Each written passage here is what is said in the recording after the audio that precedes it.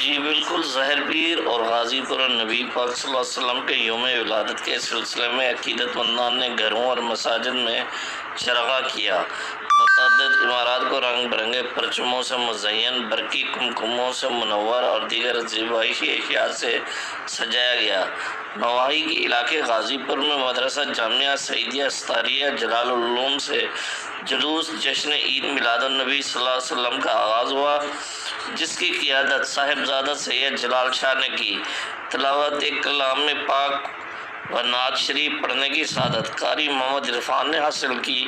مقررین، جس میں مدرسہ جامعہ سعیدیہ ستاریہ جلال العلوم کے طالب علم محمد زہیب جلالی رضوی نے اپنے خطاب میں حضور اکرم صلی اللہ علیہ وسلم کی سیرت مطہرہ بیان کی۔ سرکار کی آمد۔ ڈاکٹر محمد اسماعیل نے حضور صلی اللہ علیہ وسلم کے اسوہ پاک پر روشنی ڈالی۔ اس موقع پر میاں مجتبیٰ رحمانی نے حضور اکرم صلی اللہ علیہ وسلم کی تعلیمات و شان بیان کی۔